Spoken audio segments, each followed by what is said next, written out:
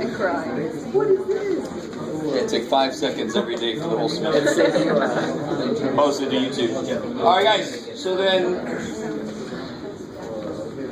and to be honest on this one, how did I make that one? Oh yeah, you could have done the same thing. But I said to use the root test. So if I take the nth root of this, I get, which is greater than 1. So that would diverge. So some of you guys had one that diverged, some of you guys had one that diverged. Depends on what version of this quiz you have. From that one, according to the, say that problem was in problem 3, part of problem 3, would we then have to test for conditional convergence by adding the... Well, no. If this problem, if I didn't say to do this any specific way, what way would you do this? No, I would do it's a geometric series. I have to do any test. R is greater than 1, it diverges. No matter if it's, and at that point, geometric is a hard line. Either it converges or it don't. Alternating can't save its ass. Because alternating is like, all right, I'll try to rein you in, and what's the geometric doing? It's going 2, 4, 6, 8, and then it's like, I can't do shit for you. Okay. You're growing to infinity. Subtracting off sometimes is not going to overcome that. Yeah. It's like one of the ACL parts say that it has to be decreasing. All right, so yeah, for the AST, it's got to be decreasing. Sure. Yeah, and the limit's got to be 0. Depends on where you score. And this one doesn't, neither one of those. Yeah.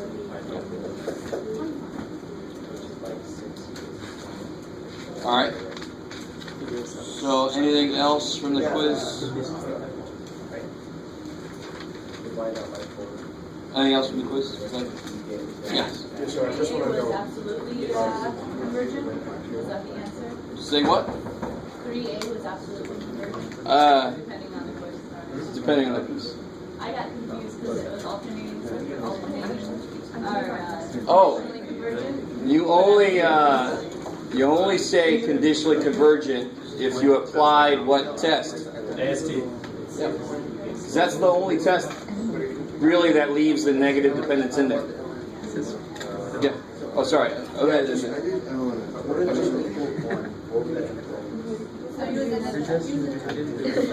What's that? Sorry? If you get 1 for your answer. Oh. Yes. Then use another test. That is a simple test. Do you guys agree with me? Yes. Yes. All right. That, the root test, when you can use it, is but because of that, there are sometimes, quite a few times, when it doesn't know, it can't tell. Or you just can't use it because nth power is... Well, in the times you can use it, even then it's like, I don't know, too damn bad. And that's the give and take. The more powerful a test is, the harder it is. So if a test can determine everything, it's going to be a really hard test. Right. But if a test is really easy, it probably has locations where it can't tell. Inconclusive. That's the give and take. Does that make sense? So both the ratio and root tests are relatively easy. They each have a place where they are inconclusive. Too damn bad. You got to use direct comparison, or limit comparison, or interval test, or something else.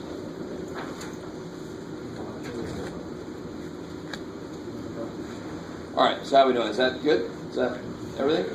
I think. Who did I? I'm sorry. Yeah, I just want to know. I mean, what do we do with sequences and series in real life? So, because I know how to apply convergent, but what does it do to me? I mean, what I'm going to do in my work. Power series. What's the business, right?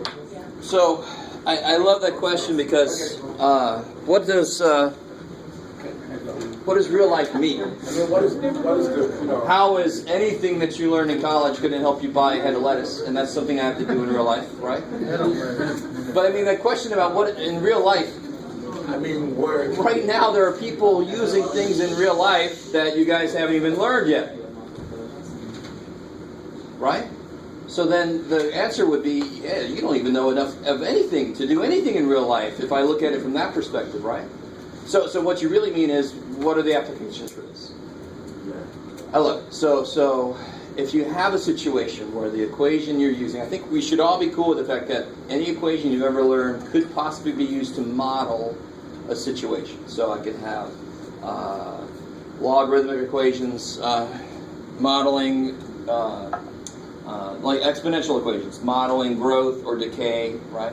I could have an equation, it's a neat little equation that has like a ceiling to it that models population that takes into account the size of the island. You can't have rabbits standing on top of rabbits, and there's going to be some place where you stop. That's the most rabbits you can have, right? You understand what I'm saying? So you have these equations that model situations. So you have a real life problem you're trying to solve. You model it using an equation, and if you're unlucky enough to have the equation be this, or maybe even that, or it doesn't matter, and you have to integrate that shit from 1 to 7, and if you can't, then you don't know if the asteroid's going to hit or not. I mean, this is a reach. The point of this is, you don't know going into a problem, a real life problem, what the function's going to look like once you've got it all set up, to model your situation. If you do have this, and you do want to do this, and you don't need an exact answer. You don't need to know that it's square root of pi over natural log of 11. You don't need it. You just need it to be, it's approximately 3.794.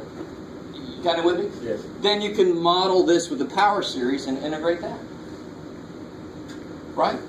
I can integrate the first few terms of that power series, because if I stop, I'm going to be off in the 7th decimal place, but maybe I don't need to be that precise. Do you see what I'm saying? Yeah.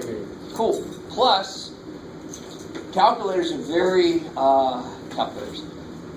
TI, for example, Texas Instruments, every calculator, the Hewlett-Packard, all of them, they guard their algorithms, because they don't want the competition to know what algorithms they use.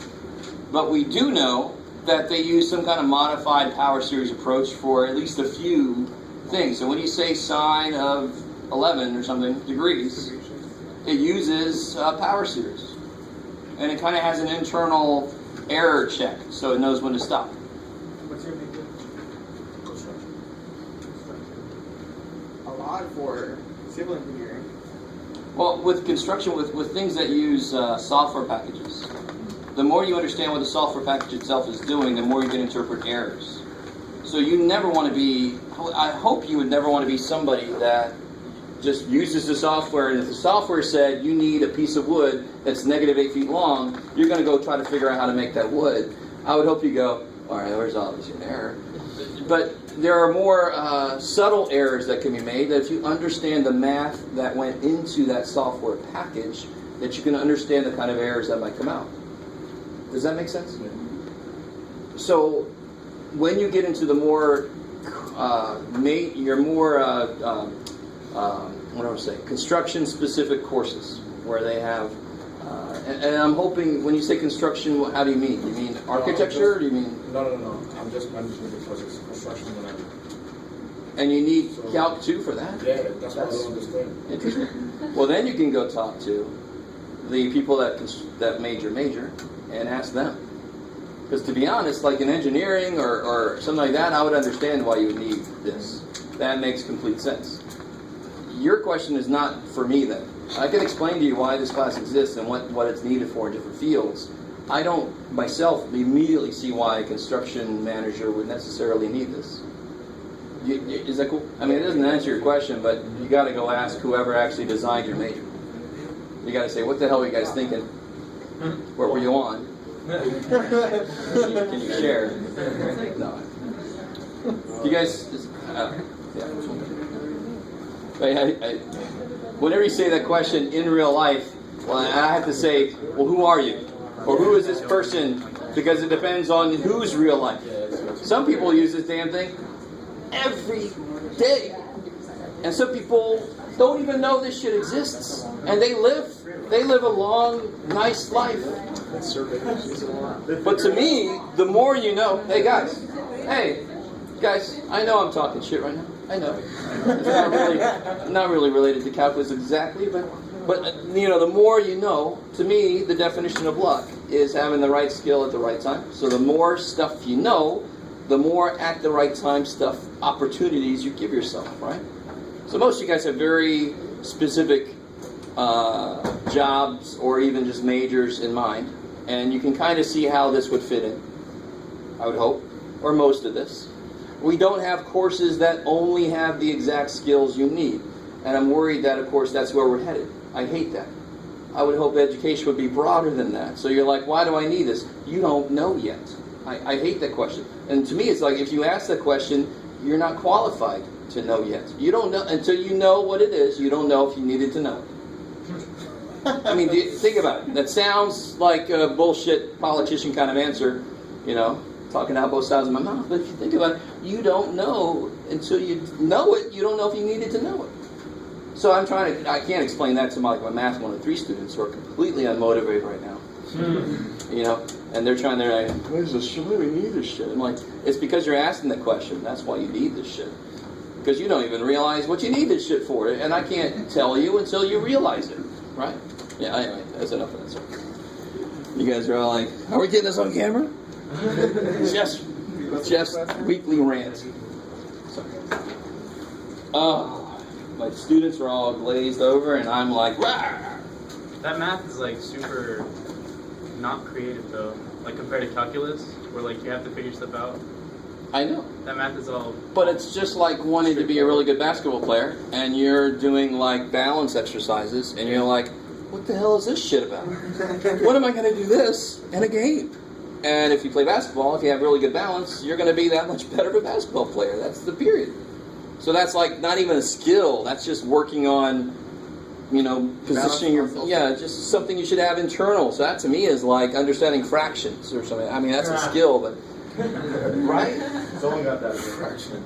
I wanted to always relate fractions with balance in a basketball game. Yes. I just want to point out that my 11-year-old stepson is dealing with fractions in school right now. He's like, when are we ever going to use this in real life? And I'm like, oh that's awful. So every level. Now when you get to this level, that question is more legitimate. Because I obviously love this shit, and you're all like, we still don't know why. But the question becomes more legitimate because it really isn't something necessary for every single person in the world. To me, if you're going to have a college degree, then intermediate algebra, you better know that, and we're actually moving away from that. There's a meeting this Saturday that I'm going to go rant at about being careful about keeping intermediate algebra in. We keep watering down what a college degree is. More people will have it, but it will mean less. Okay, great for us. So on the sheet of paper, it'll look good. Look at all the Americans with a degree. Well, the degree is 70% of what it used to be. So we're actually, if you do the math, which I can, but a lot of people with a degree can't, then it's not good. That's what happened in Mexico. A lot of people have degrees, but they don't have a job, or they have like a cashier job, which sucks. Because the jobs looked at the degree and went, oh, that's what that means now. Yeah. So that's the same thing's going to happen. Anyway, so that's all on the side, sorry. Yeah, I'm also on cold meds. I got like a cold coming on. So I never know how that's going to interact with and affect me in the class. So what are you on? Huh? I'm on some good shit. No, I'm on just Sudafed stuff. That's a camera.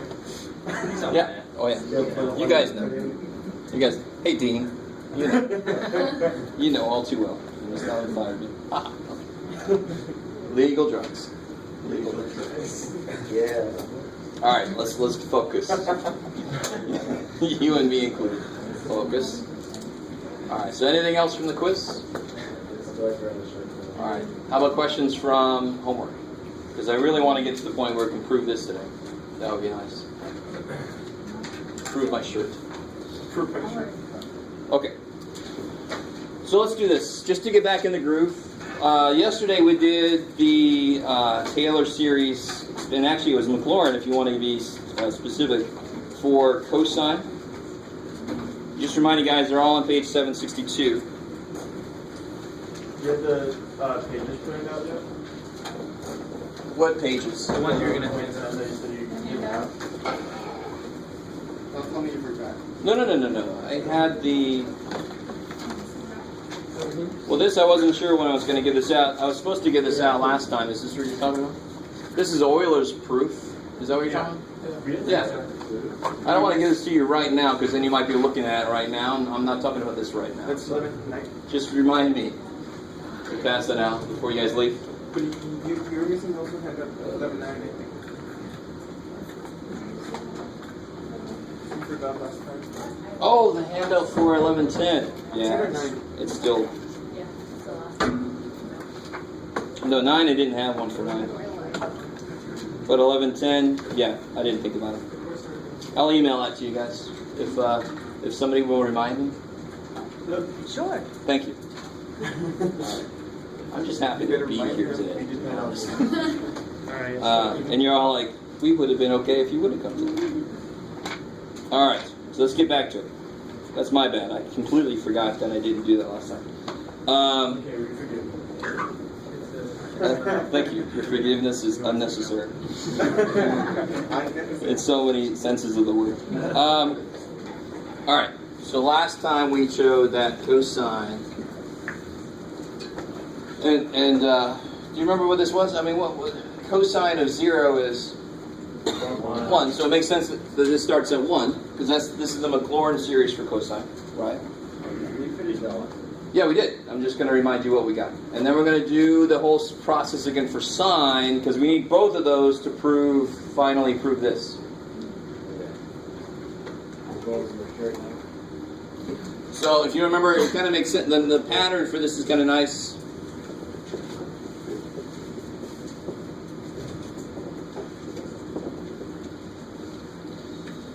So what this is saying is the smaller x is, the more cosine is just 1. So if you put cosine of 0.0001 in, you basically get 1. That's what that's saying. So for very small values of x, cosine of x is approximated by 1. Is that cool to say that? You guys with me? Okay. You're like, okay, Jeff, whatever. So let's try this for sine. What's the process here? So Taylor series. Centered at 0, right? Yeah, so Maclaurin. But I'm just going to write in general for Taylor, for any A. Because today we're going to do some without A being 0. It's this dude here.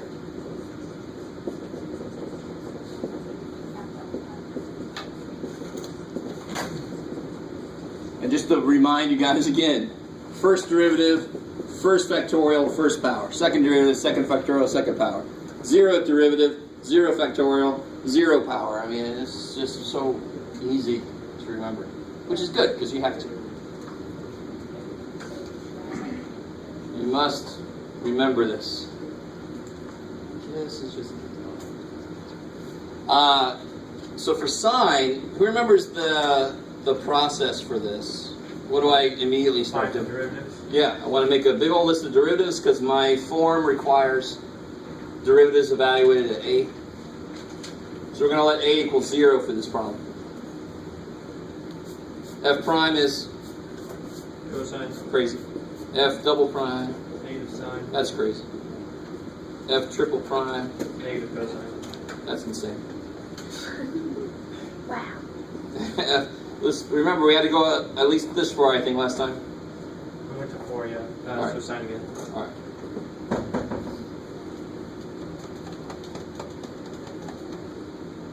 So what's f of A? And A is 0. What's f of 0? 0. That's awesome. And then f prime, 1. 1. F double prime is 0. F triple prime is negative. And F4, 0. Let's see if that's, and that's only, we gotta go one more. Ha ha ha. So what's the fifth derivative? Cosine, and F5 of A is 1. Cool. All right, let me stop there for a second. No matter what the function is, that's what you do. Very first thing. You're not always going to get pretty outputs here. It's too damn bad.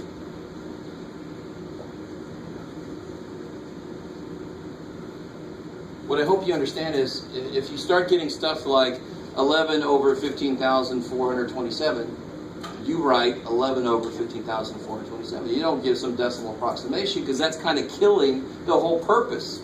If you round in the middle and this is an approximation in the first place because we're probably going to stop somewhere, you're making your approximation worse. You keep things exact until the end, until you actually start plugging stuff in. This one's easy. I can keep things exact. There you go.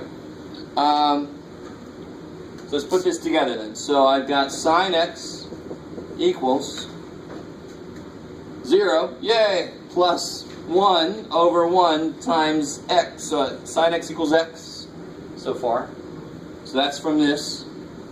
This was 0 here, right? So f of 0 is 0, so the first term is 0. F prime is 1, so it's 1 over 1 times x minus 0, so it's x. Keep going. What's f double prime? 0. So this whole thing is 0. F triple prime.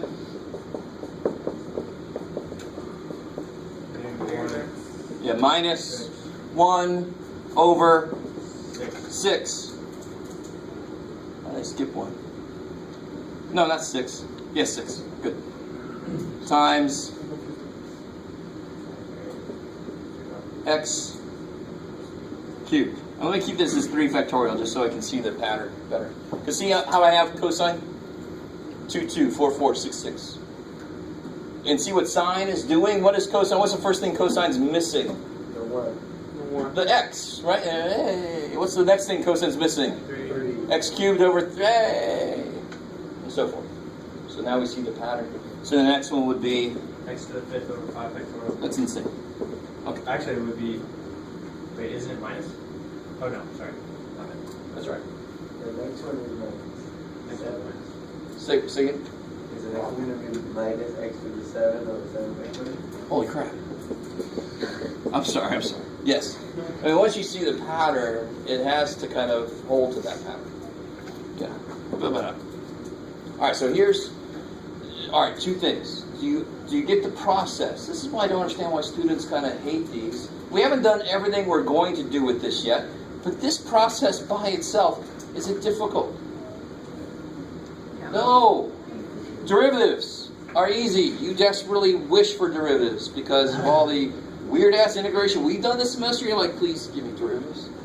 Because I don't care what it is. It could almost be anything, and it is infinitely better than integration of something like that, right? Derivatives you just sink your teeth into. So this process is built off of derivatives. It's awesome. And I want to point something out. See the first piece here? I don't know if you guys remember linear approximation from Calc 1. Do you remember that? And really, what does this say? Let's see if you guys see what this says. This is y, right? Equals y1, that's like the output at a certain place, plus the slope of x minus x1. Yeah. Which is what linear approximation was. If you look up the linear approximation, or if you remember, it was just the freaking point slope formula with derivatives in for the slope, because that's what derivatives are. So what we're doing is, this was a linear approximation, which linear approximations very quickly suck. Because the whole point of it was, any graph, I don't care how curvy the damn thing is, if I zoom in enough, it's going to look like a straight line. So we're zoomed in to the surface of the Earth. What does the Earth look like to us? Flat. That's why there were a lot of people that said, it is flat, look. But we're standing on the damn thing. We are zoomed way in. If we zoom out a bit, maybe stand on the moon, we're like, oh, shit. Which they couldn't do. So we can't really blame them too much for thinking it was flat, because it does look flat. How we doing? Is that cool?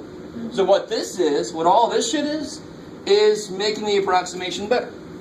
It opens the door for, oh, you don't like that? That's not good enough for you? Go out further. Keep going. Keep going. It's kind of cool. All right, maybe. All right. You guys have such a wide range of emotions right now. So looking at your faces. All right. So here's what I want to do. I want to immediately prove this now. We have everything we need. We got to set up the summation of that. Oh, sure. We can do that. What would this sum look like? You mean like this? Just put it in this form? If you want to, sure. Yeah, because that's what I'm having the hardest time with. Well, let's see. What would go in here? What's the... 1, this is interesting. How do you write an even number in general? 2n. 2n. How do you write an odd number? 2n plus 1. That's what I'm saying. Or 2n minus 1, whichever one makes sense. So that's why I left this open. So if I do 2n plus 1, where I want to start this at, yeah, 0 now, right? You guys with me? And what am I missing? -1 to the end. Good. -1 to the n, because then when n is 0, the first term is positive. Cool. You guys with me? Cubes in the bottom have a factorial. Factorial, thank you. I was so focused on them being the same. They're actually not the same. One of them has an exclamation. And if you remember, for cosine, it looked like this because it was just even, right? That's easy enough. And of course, cosine starts off positive also. So if I do like this, get up there infinity, bam. So it gets all the even powers, it gets all the odd powers. Do you remember what cosine symmetry was? Cosine had what kind of symmetry? Odd or even? Do you guys remember? Does it look like a parabola around the y-axis, or does it look like a cubic? Parabola. It looks like a parabola. And why is that? Because it's made of parabolas. So any combination of evenly symmetric functions will end up in an evenly symmetric function. That's a very cool little thing to notice right now.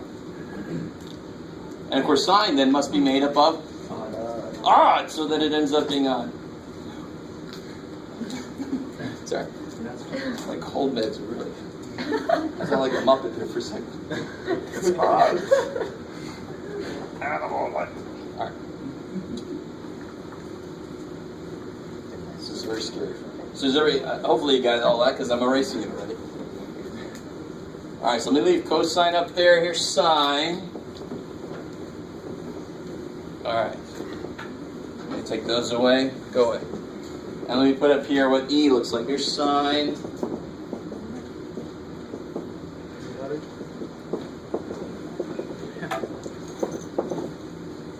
And who remembers what E? E was the dude that we actually did before we even knew how to do it. I love that. 1 over n to the n. Yeah, E to the x. Quantity 1 plus. Wait.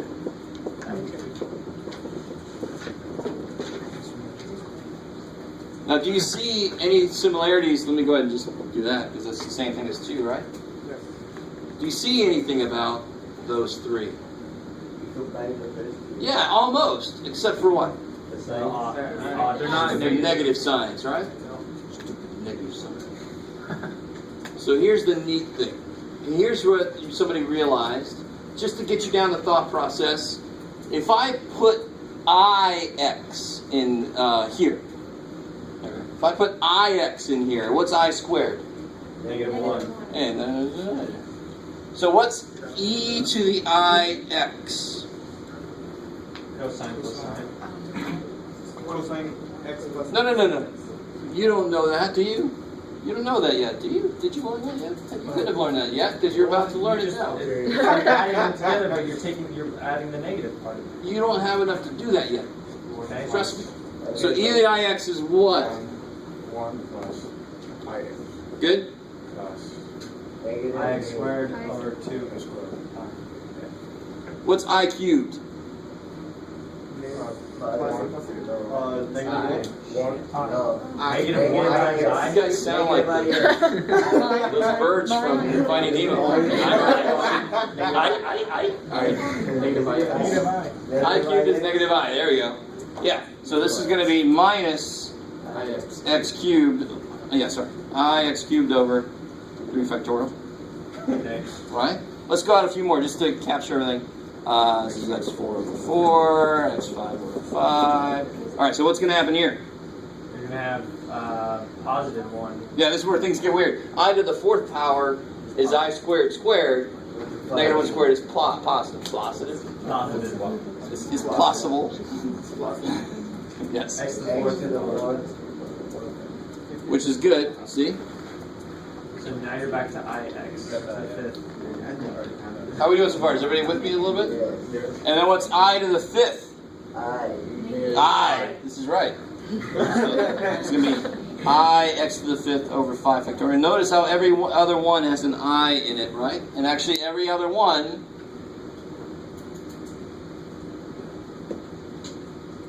you with me? So these are Wait, cosine. cosine, right? So e to the ix equals bam, bam, bam, bam, bam, bam, bam, bam, cosine. And these, the ones I've already got underlined, are sine but multiplied by I. I. Blah, blah, blah. So this is plus I sine x. What? Has, All right. You guys with me so far? yes. Now, and again, there's no other reason to expect that E should be related like this to cosine and sine, except for once you write their expansions out. And but the derivatives give us a clue, don't they? E is its own derivative. Cosine and sine almost are like that. They're just the negatives get in the way. You with me? So it kind of makes sense, at least at that level, that maybe they're kind of related to each other in some way. But that wasn't enough to actually get here. We had to be able to write fully what they look like in an infinite, expansion of it. And then we go, holy shit, it totally, just throw an I in there, bam. So what's E? So let me write it again up here. E to the ix equals cosine x plus I sine x. So what's E to the I pi? 1 plus. What's cosine pi? Oh, sorry. 0. Or negative 1. Negative 1. Sine pi is I 0. 0. So E to the I pi plus 1 is 0. done. There it is. E to the I pi plus 1 is there. So, to be honest, I don't know if you guys remember this, but this is the what are you trying to say? Polar form. This is related to the polar form of a complex number. You guys remember that? Not really. So, like, alright, this is just all over the place, but I don't care. This is kind of like sideways to our stuff anyway. A plus bi can be written in the form r times cosine theta plus I sine theta. Alright, I don't know if you guys remember that. And that's just because we pretend like this is a point. We plot A on the real part, B on the imaginary part, and then we go, oh, if we pretend like it's a point, let's do other weird shit with points. This is a rectangular point, let's pretend like it's a polar point. And so on one level you're like, that's a nice amount of pretending you're doing. But the really cool thing, I don't know if you guys remember, and just this morning in my pre-calc class we did this, if I want to know all the solutions to this equation, Was that a 7? Z. Oh, Z is the variable that we use for complex numbers normally. If I want to know all the roots to that, taking the 6th root and getting 2 is not enough, because how many answers should there be to that? 6. And what this allows me to do is to say, if I find one answer, I just have to rotate by the same degrees to find all the other answers. So I just go in a radius of 2 and I rotate by 360 divided by 6, so 60 degrees, and I find what that point is, and I get all the answers. That's remarkably simple. Much better than subtracting and trying to factor that damn thing. First couple steps are easy, and then you go, shit. Even if you're not completely with me, it's alright, but if you are sort of with me, this is really kind of awesome. And this is not even still good enough. What we then said was, holy shit, I could just do that. So if I'm going to rotate by 45 degrees, I would use this. That's a rotation by 45 degrees. E to the I pi over 4. So if you get into any electrical engineering at all, you'll actually be using this idea, because you talk about voltage waves and shit, and you want to make the phase shift change, and you actually use E to the I theta to accomplish that. You could. It's one way to do it. Yeah. Why do they move the negative one to the... Like, why don't they just leave it as... Because this has 1, 2, 3, 4 fundamental kind of numbers. This has 5. 0, 1, 2. So they just fanboyed out. Went all out. Yeah, they said, how can we get 0 in there? 0 is the additive identity, 1 is the multiplicative identity, I is, of course, I, freaky shit. Pi is pi, E is E, just like pi is pi. Really, E is a freaky number that kept showing up, so they gave it a letter. Pi was a freaky number that kept showing up, so they gave it a letter. So if you have a freaky number that keeps showing up, tell somebody, maybe they'll give it a letter. One keeps showing up everywhere. Huh? One keeps showing up everywhere. So, but one's already got one. So how did Euler come up with all this before we had? Because he was an alien.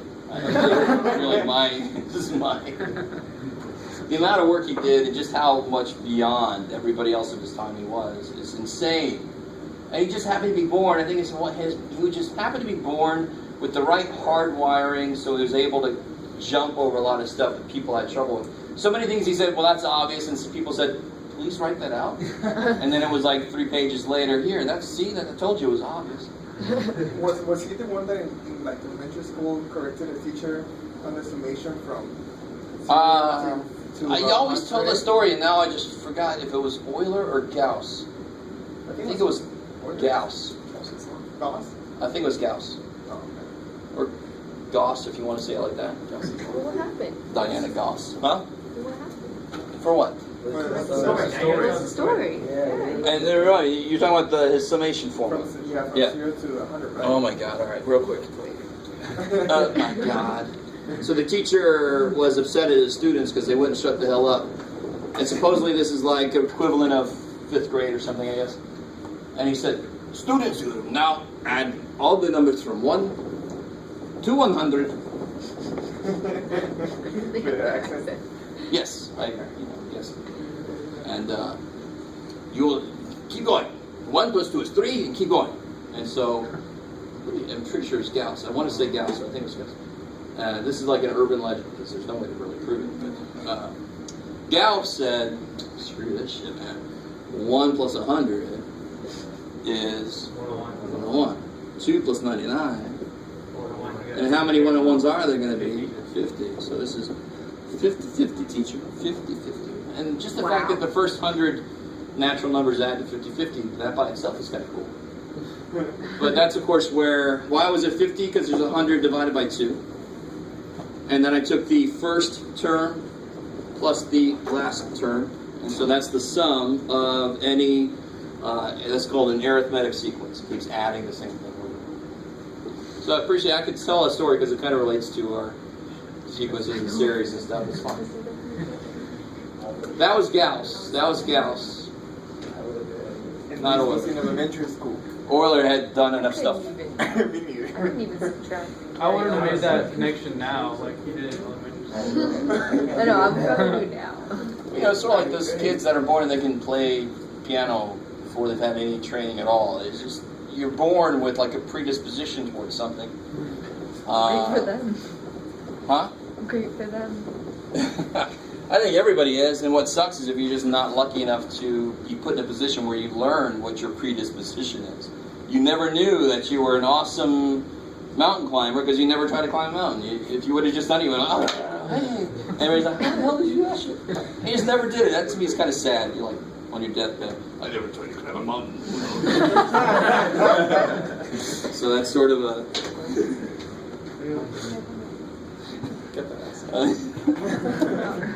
So that's the I want to see that scene in the movie. I never climbed a mountain. Well, you ain't gonna happen now.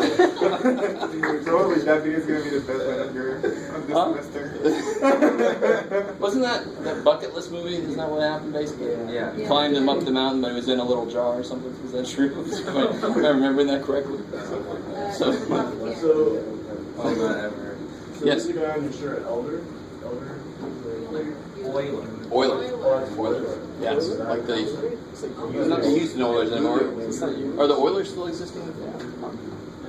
No. The Houston Oilers? Used to be Houston Oilers. Yeah. The football team is saying what? I think there's a hockey team. Okay. What's with the Unit circle? yeah? Like how did Oh yeah, that's the whole idea. that was, okay. Yeah. So of course, E to the I theta is actually, I think I put an R in there, but I shouldn't have, because this is the unit circle, and if I want R to show up, I have to multiply by R. Alright, so it is built off the unit circle. Alright, let's get back to, let me go ahead and give you this. Why not? Let's continue talking about sine stuff. Now we have the sine series. So now this will make a little more sense. Center much center. Yeah.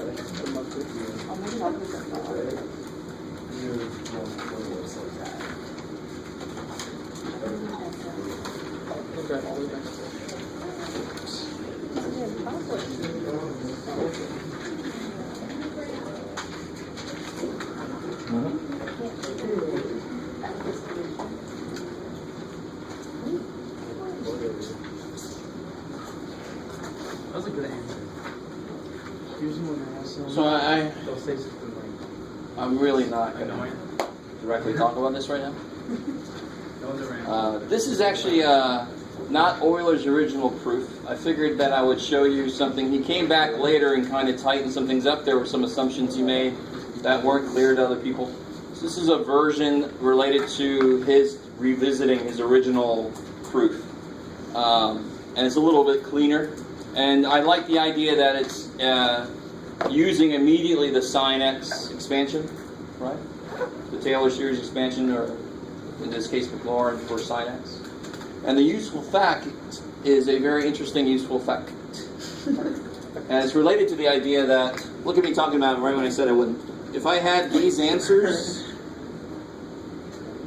to, this is from a polynomial equation, what would the polynomial equation look like?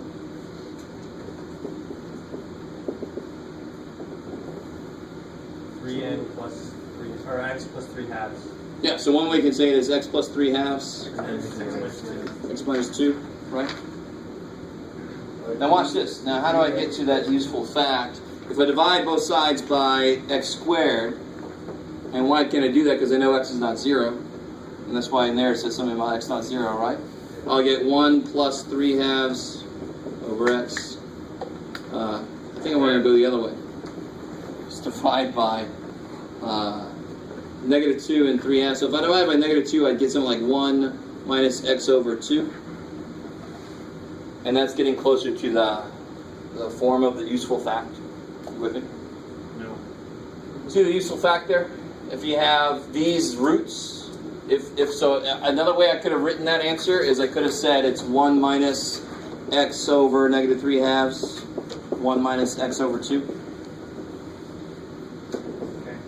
Because what happens when x is 2? 1 minus 1 is 0. You see that? So that's a whole other way to write the corresponding factor for a root. So that's more related to the useful fact. And why is that a useful fact? Because a lot of series start with 1. So then I can take a whole series and relate it to an infinite product of these little pieces parts that look like this. So I'll let you, that's it, that's all I'll say. I'll let you look that over if you want to. If you never want to look at that, you can just use the back and scratch paper again. You're going to read the example? What? You're going to read the proof? No, but I just promised you I would give it to you. So I want to finally follow you. And some of you guys are like, thanks for that. How can we use the Euler's triangle? All right, so let's do an example. Let's see if they had. Was one of the Euler's functions in here or something? What? How can we use Euler's identity in some like engineering or why is that formula so important? I think that's your extra credit assignment. You answered that question. Thank you. Shoot, bring it on. Make up something. All right, let's try create the Taylor series for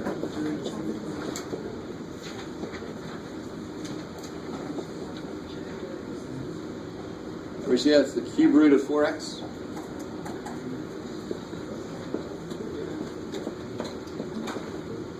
Why is a equal to 2 a good choice? And it's not just because I chose it. This is going to give you a third power. That's a perfect. Because that 2, it would be 8. The cube root of 8 is? 2. Hey, because it's easy to, yeah, you want to build your expansion around a known value. Right? Because one immediate use for this is getting values that are close to that. So this is number, part A. Part B would be use your expansion, use your series to evaluate the cube root of 8.11.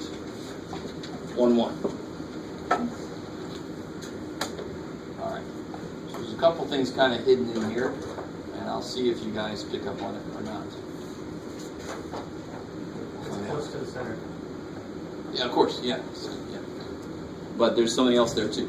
Alright, so what's the process? How should I write this, you think? 4x to 1/3. Yep, good. 4x to 1/3 because we've got a bunch of derivatives to do, right?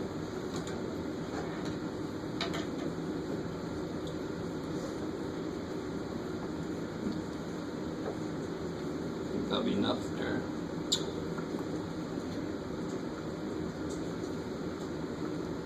Now this is where people really do interesting things. This is not the same thing as 4x to the 1/3. No. When you take the derivative, what's going to happen? You're going to drop it down, subtract 1, and then take derivative. Yeah, you got the chain rule to work on, right? Working with the chain. So 1/3, 4x. Yeah, so 1/3 comes down. Times 4x, and then negative 2/3 times 4. Cool. So every time I do this, I'm going to get another multiple of 4 showing up, right? So you can just kind of keep putting that sucker there. What about the next derivative? 16 over. Yeah, so this will be 16 over 3 times. Well, let's go ahead and write it all out. So negative 2/3 comes down. Another factor of 4 comes out for the chain rule. Is that cool? Yep. So that comes down. Another factor of 4 comes out for the chain rule, and then I get 4x to the. Negative 5. Did anybody ever show you? 1 minus 3 is negative 2. Negative 2 minus 3 is negative 5. And when you take derivatives, Not really. it's really kind of cool. So if I had, real quick, if I had x to the 7/9, so negative 7/9, and I had to take its derivative, what's negative 7 minus 9? 16. Negative 16. So that's negative 16/9. And if I have to take another derivative, Negative 25. what's up? Because what's negative 7/9 minus 1? Negative 7. Negative 7 minus 9, because the 1 becomes what you need. And when you integrate, all right, let me continue to blow your mind. When you integrate, then you do the opposite of that. 2. You get negative 2. So how did I did negative 7 minus 9, so that's subtraction. When I integrate, I add negative 7 plus 9. 2. Negative Of course, in front, 2. Negative 2. negative 7 plus 9. Plus 2. Oh, positive 2. Good. My bad. And out front is the 9. Blah, blah, blah. If you integrate again, it'll be 11. 11 nines. Nobody ever showed you that? Those dorks. That's what I was supposed to do. Alright, anyway. That's a nice thing to know. It's sort of like 1 minus 0.8911429. Can anybody do that without a calculator? Yeah. You all can. Make everything 9. So what makes that 9? 1. What makes that 9? 0. 8, 8, 5, 7, 2, and then make the last one 10. Does anybody know that? Yeah. There you go. There's another one for you. Yay. Yeah, why does that work? Because 1 minus all this shit. Real quick, obviously this is not calculus, but this is good to know. What's 10 minus 8? 2. What's 9 minus 7? All right, so if I adjust both numbers by the same amount, they're going to come out the same way, right? So if I made this 0.9999, then it's going to work as long as this 0.89 11427 Do you guys understand? And that's why this kind of works. Also, if you make everything 9 except the last one is 10, when you add them, that extra 1 is going to carry. That's an even better explanation. Okay, I like it. All right, that's enough side notes. These are the kind of things that somebody should point out to you. Well, not everybody's here. No, I don't think that was a bird. That's burned to everybody else. All Like you. right. How can I be like you, Jeff? Must be a real big dork. So, what are you getting here? Question. What's up? The first derivative over there, you got 4 over 3 and 4x to the negative 2 over 3rd. I don't get the x before times there. So it would be 1/3 times this times the derivative of the inside. Every time you do it, we've got to do that chain rule. Yeah. So I just make that a part of what I'm doing. Every time I do it, I'm going to take another factor of 4. Okay. And now I can simplify that to there. Right? The next one. So negative 5/3 will come out. This is now going to be negative, or multiply by another factor of 4. 128 over 9.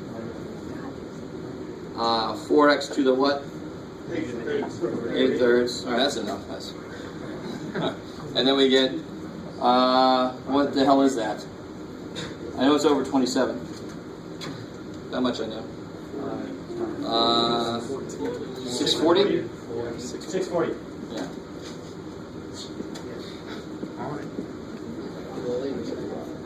All right, cool. And again, the process doesn't change. Right? This is what I keep trying to tell all levels of math. There's a process that doesn't give a shit what's in it, that you just follow. And then you end up, sometimes what you get is ugly, and sometimes what you get is nice, but the process doesn't care. So what are we expanding this around? 2. So what's f of 2? 2. What's f? Now watch this. Watch. This is really important. Especially with things that you'll get repeats. You see how there's still 4x to the 1/3 in there? Yeah. And I know 4x to the 1/3 is 2. So this is going to be 2 to the negative 2. Do you see how to... Yeah. So you don't really have to kind of rebuild the wheel. We already know that 4x to the 1/3 is 2. So this is 2 to the negative 2. 1/4 of 4/3. 1/3. So again, this is 2 to the negative 5th. 1 over 32. Yeah, 1 over 32. 32's cancel. I get negative 1/24. 1/9. Right? So then the other one will be 1 over 27? We stop there. Is that cool? Because 2 to the negative 5th is 32. Cancel. Is 1 over 32 kills that. So I'm just left with negative 1/9. If that's too fast, plug the number in. You can still do it the full way out, right? Just trying to show you a shortcut, because it happens often if we get a repeated number. Yeah. Can you talk about shortcut again? Yeah. So from the beginning, I know that that 4a to the 1/3, I know it's 2. So this is 4a to the 1/3 to the negative 2. So that's 2 to the negative 2. 1/4 of 4 is 1. I mean, 1/3. Makes it a lot quicker. So identify what's going to repeat the whole way through, so you don't redo that over and over and over again, right? And what's f triple prime of 2? So here we are. 6. Yeah, it'll be 2 to the negative 8. It'll be 1 over 256. 1 over 256, so it's 640 over 27 times 1 over 256. Stay with me now. This is 2 to the 8th, right? And this is 2 to the 7th times 5. I think. Yeah, 5 over 54. Yeah, so you'll get 5 over 2 times 27, 54. Exactly. Cool. That's a 2. Which one? On top. No, that's a 5. Because this is 5 times 2 to the 7th.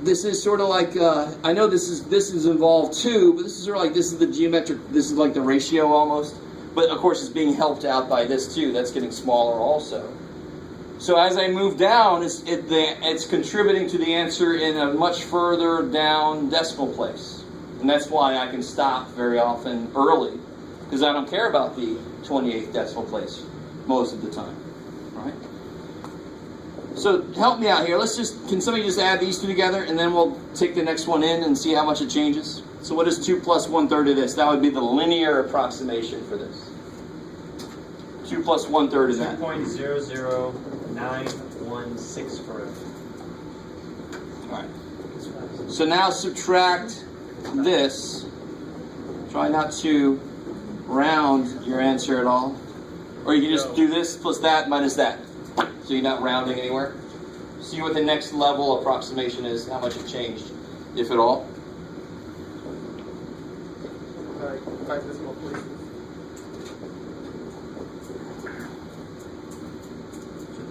2.009124,653. All right. Now, and then we have this guy if we need him, right? What is the cube root of 8.11? Do that in your calculator. If you're not sure, it's 8.11 to the 1 divided by 3. All right, 1/3 now. 2.009124,971. Yeah, yeah. So if I do this next thing, let's see what that happens. Plus this guy. If I do did anybody plug the whole thing in? Anybody else playing along? Somebody? Oh, here we go. 5, 2,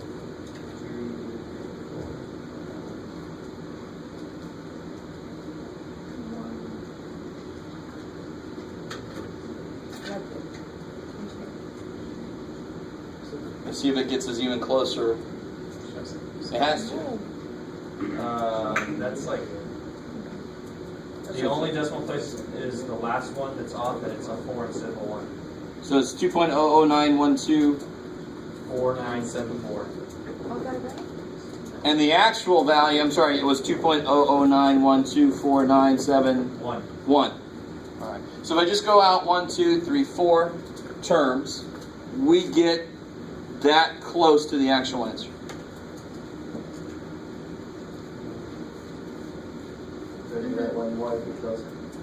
Yeah, if you needed to be even closer, then you can just go out another place, which is a relatively easy thing to do, right? Yeah.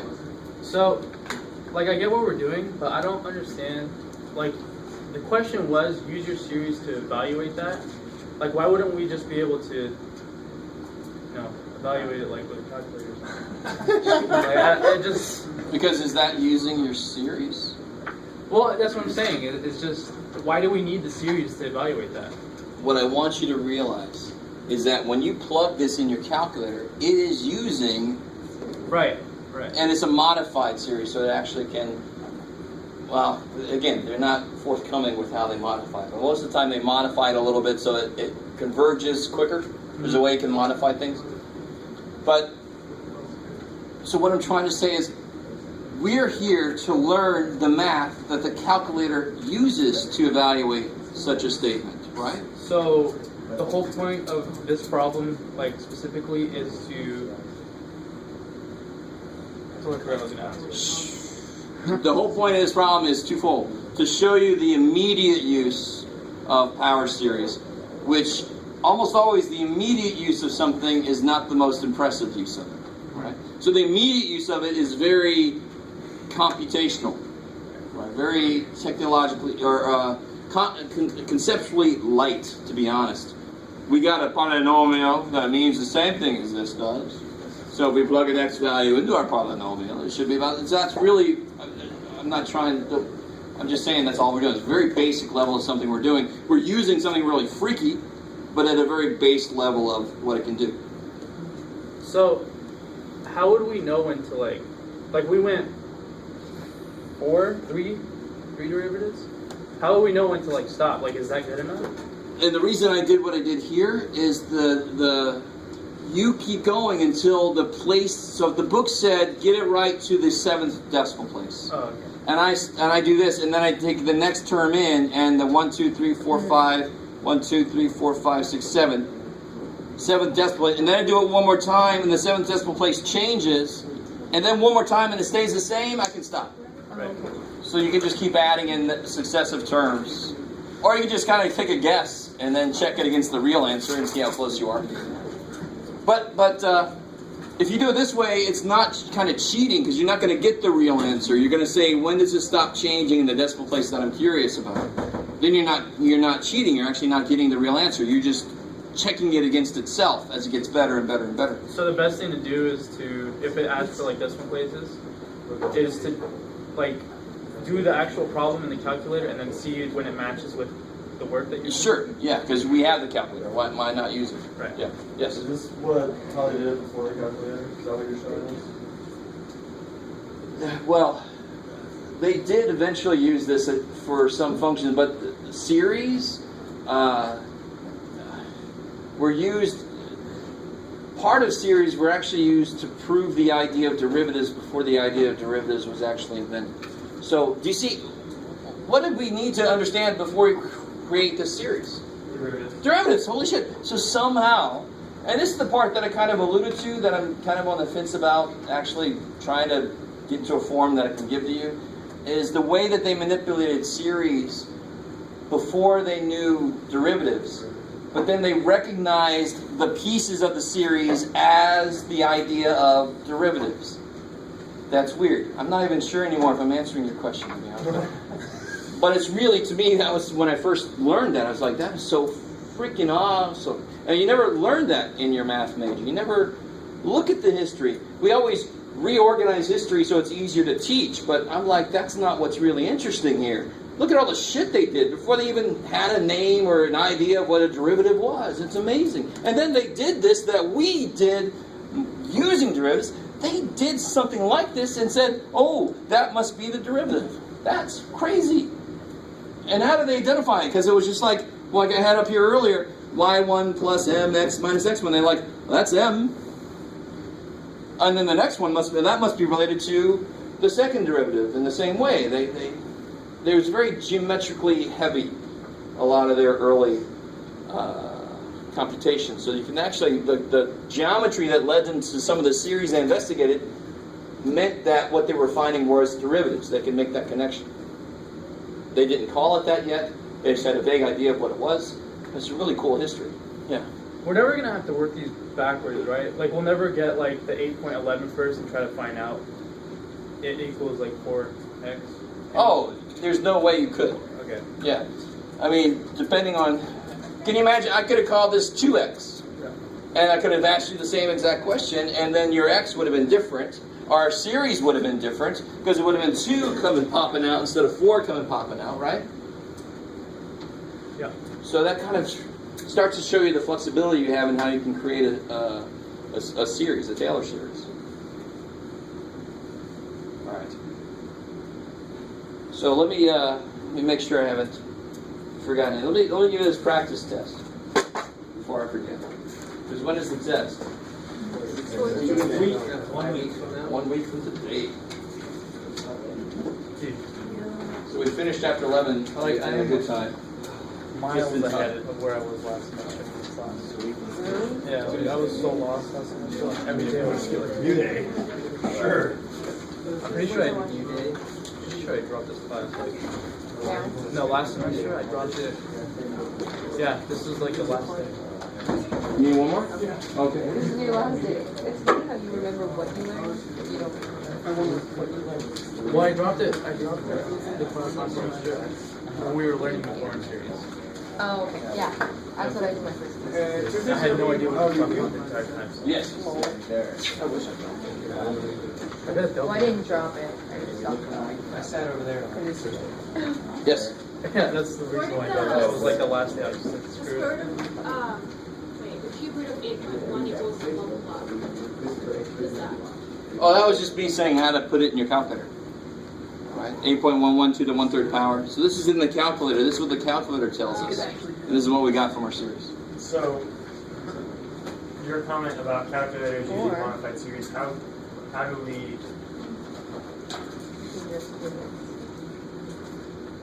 we know how close their error is? They can't be perfect, right? No. But the nice thing with calculators for calculator companies is that they only show a set number of digits.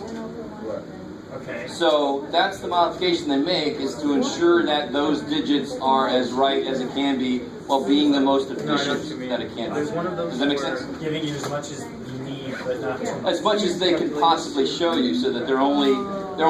Now, of course, in the memory it holds more than that, but they want to absolutely ensure that what you see is correct. That makes sense. So if you had a calculator that could take it out to the 80th decimal place, they're never going to make that, because then they'll be shitting their pants. They're like, how the hell? There's not one on that. You plug something in, it's going to No, be that's why I'm like, possibly. Because who knows how long we have to go out. For some of these functions, they have to go out to the 800 term to get something that's right to the 10th decimal place. Oh my God. Okay. Is that? So not every function that's in the calculator uses series. Okay. And the problem is, But I mean, I can see where the calculator uses a series for that particular problem, sure. and that makes me think. I mean, it's only. And part of the modification sometimes is modifying the input based on whatever they have hardwired. Okay. I don't know if that makes sense. One calculator might have keyboard 4x hardwired, somebody else might have keyboard 2x hardwired. Something. And that's why they keep them closely guarded, because they think it's the best, and they don't want their competitors to find out the actual algorithm, the actual hardwiring that they use. As a teacher, I really want to find out, but I understand that they don't want to let anybody know. That's, all right, whatever, fine. Any other questions on the problem here? So, is that basically, for our homework, is that kind of what the problems are going to look like? Just take it out and fourth derivative or whatever, and then plug it in, and then get an approximation out to the nth decimal. Yeah, they start. Most of them are just, guys, most of your homework is going to be like find the Taylor series and then find the interval of convergence. So that's not something we really, we focused on interval convergence before. I wanted to focus on nuts and bolts of this. But once we create a Taylor series, the next question the book would ask is, what is its interval of convergence? And then you just apply ratio testing on it, right?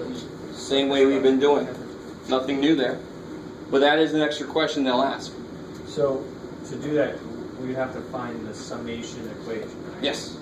Yeah. Number 4 and 5 are identical. Oh, sure. Yeah. Sure. That's Jeff's cold meds. I'm sure I meant to take one of those out. If you want to do it twice over, you can. Then that would be a different problem with it, right? I'm hoping not. But this is what I've given you, so we'll go with that. I was Frankensteining this together from past practice tests, and I just didn't even notice that. So thank you, Raphael. So if you get home, don't freak out. You're not seeing double. Yes? If we're at the end of our lessons for now, can we go over one more question? Okay, sure. From 11.9, number 34. I arrived at the answer, but compared to what the solution manual said, the solution manual did the second derivative, but still had it set to n equals 1 instead of n equals 2, and I don't understand why. All right. The reason in order to add two series together, right? So you can't combine two series unless they agree on their indices. When I did it, the second derivative ended up at n equals 2. And But remember, I had to take it back 2 to make it n equals 0. The solution manual doesn't do that. well, they just took it back 1 to make it n equal 1 to match up with. They took it back from 1 to 0, but I don't know how they ended up at n equals 1 when it was taking the second derivative. I can show you. I have it written out twice. Well, let's try this. Let's see. So if f of x. 11.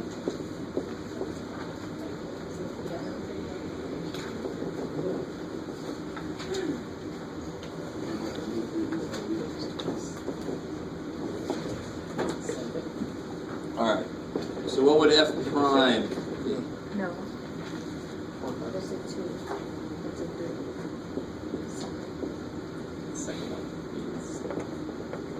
It's -1 to the n power over 2n factorial times 2nx. Yeah. So when you go to take the derivative, there's a lot of stuff up here that doesn't matter. Exactly. All this is a constant, according to the x variable, right? Okay.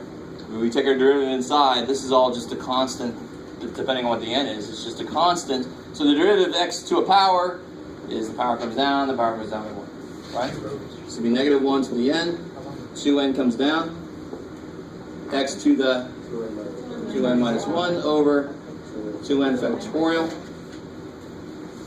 Now what can you do there? Do you guys see anything that would happen? You get 2n minus 1. As long as, and can, well, this is a very fine point. But at n equals 0, this is 0, right? But what's this? 1. So would they cancel for n equals 0? No. Because they're not the same. So you first have to make n equal 1. Does that change anything? Why, how am I allowed to do that? Because what I'm doing is, what is n equals 0? What's that term? 0. Plus the rest. So that's really how I can change n equal to 1, because I pulled off the first term, which is 0. So now it's negative 1 to the n. Everything's the same. Ooh, good job, Jeff. But now I'm allowed to cancel a 2n, right? Yeah, so this will be 2n times 2n minus 1 factorial, so a 2n can cancel. So I've got sum n equals 1 to infinity. Become a minus 1 over 2n minus 1 factorial, which is nice because it kind of maintains that form. Why could you not do that when it was equal 0? Because at 0, these aren't the same. So for a value of 0, they wouldn't really cancel. Okay. So if I cancel these and didn't realize that this should not be 0 anymore, I would miss out on that. I got to realize that at some point. So I could think that this is still 0, and that wouldn't quite be right. Oh, okay. Okay. Why did you add the 2n minus 1 to the bottom? Oh, well, it's 2n factorial. What is 2n factorial? 2n times 2n 2n minus 1. 2n minus 1. Yeah, so then I can kill the 2n. Right. Of course, you can't kill the 2n and have a factorial symbol sitting there. Okay. Right? You have to kind of break it out. Okay. Just an exclamation just hanging out. Yes? Was that cosine and sine? It certainly looks sort of like it, but why? What's different? That would be... Is anything different? No. Right? Well, what's 2 factorial on the bottom. Well, no, that's perfect. Because what's so we got this guy here, right? Minus blah blah blah, right? Which one's that? That one's cosine. Cosine, because it starts at 1. Right? Just like cosine does, it starts at 1. And isn't that n equals 0 would be 1. N equal to 1 would be x negative x squared over 2 factorial. Cool. Okay. So they just didn't tell you what it was. Yes, ma'am. Exactly on the first derivative, exactly why isn't 2n the same at n equals 0? Just plug it in. For n equals 0, what's 2n? Zero. 0. What's 2n factorial? 1. So for that value, they are not the same. You cannot cancel them then for that. So you better treat that value separately. But I still don't understand why the second factorial isn't Why? Sorry? in the solution manual. The second. Well, all right. So this is the first derivative, right? Yeah, Is that? indeed. Is it the second derivative you had trouble with? Because it wasn't n equals 2. I like it. So we haven't gotten there yet. Let's get there. What's the second derivative going to be? Same constant. Yeah, same constant. Negative 1 to the n. 2n 2n minus 1. X times x minus minus 2. 2n minus 1. Is that cool? To do that same thing again, right? Break out this bottom. So then I can kill this. Die.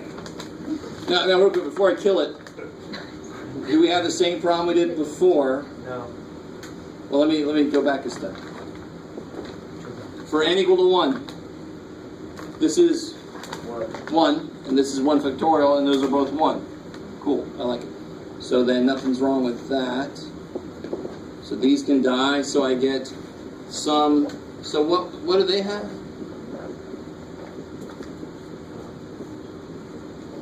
So you don't change the n to n equals 2 because you don't have a problem with n equals 1 the way you did with n equals 0. Yes. Yes. Okay. Does that match with what they did? It does match with what they did. I just didn't. Good, so they did it right. I just assumed that you changed the n every time you did another differentiation. But Not necessarily. Only if the first. Only if. So watch. It started off as this, right? So the first derivative did kill that first term. The first term became 1. But the first derivative would make this x plus x cubed over 3 factorial. So then the next derivative. More specific, it would make sorry. 0 minus. Yeah. Thank you. Yeah. So now this derivative, when you take a derivative, does this die? No, it just becomes 1. It becomes 1. So technically, this is not exactly right, but this goes to infinity, I know. Well, we have n things here. Here I have 1 less, but in the next line I'm going to have the same number. So I don't have to change the index. You only change the index really if the first term actually dies. Yeah. Because then it becomes 0, because then you don't need it. And that's really what happened here. First term was 0, we don't need it, and then we're allowed to cancel stuff. Yeah. All right. But then you would run into that problem in the third derivative, wouldn't you? Because that 1 would become 0 again? Yeah, thankfully we don't have to worry about it. Yeah, but you're right. It would. Well, third derivative. Yes, third derivative we had the problem. And again, it makes sense because the next one would kill this 1. So I kind of move over again. That's number 34. Yeah, I was related to number 34.